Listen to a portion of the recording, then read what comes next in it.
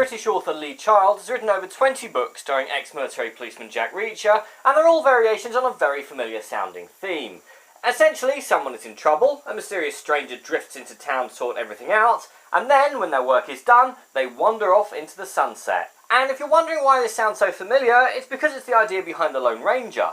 Or, if you're not a fan of the 1933 radio series, and why wouldn't you be, it's the same basic idea as Doctor Who. And yes, being a huge fan of the books, I am fully aware that getting Tom Cruise to play Reacher is like swapping out Dwayne "The Rock" Johnson for an Oompa Loompa. And whilst there are some scenes where Cruise looks like a brave little chihuahua going up against a pack of German shepherds, he's actually not too bad in the role. Unfortunately, at times he seems to confuse putting everything together with "did I leave the stove on?" The word I think I'm searching for is efficient. Cruise is efficient. Cobie Smulders is efficient, as a major who might need Cruise's help, sometimes, but is definitely not a damsel in distress. It's just a shame that no one's given her a personality.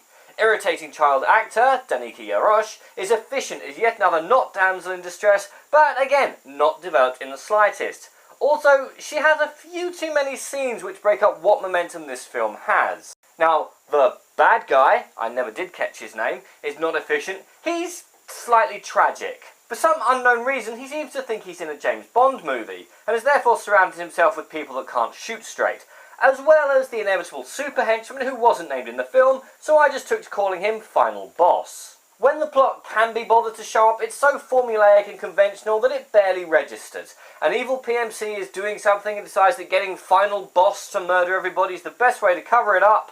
Then Reacher, aka the one man they weren't counting on, shows up and... What? I'm awake, I'm reviewing, you can't unsubscribe, I'm blocking you! Now, where was I? If you're expecting something along the lines of the first Taken movie, which, given the advertising I don't blame you for doing, then you're in for a rough time. Whilst there are fight scenes, no one has told the director that we are living in the post-Daredevil world, where over-editing your fight scenes just doesn't work anymore. Long, unbroken takes are hopefully the future. And Reacher spends a lot of time working things out and getting people to trust him. A seemingly incredibly easy task, given that he, Smulders and child actor spend the entire film as fugitives. They also seem to be able to evade the authorities with an incredibly undramatic amount of ease. And strangely, for a film with a budget of a mere $60 million, someone has decided that the film should have a 12A rating instead of the 15 that these sort of films usually get away with. As a result, the action feels even more muted than it should, and the film loses the grit that might have made it more than it is. There's not much more really to say. I saw it, liked it, slept on it, and am now having to look at my notes to remember what I thought.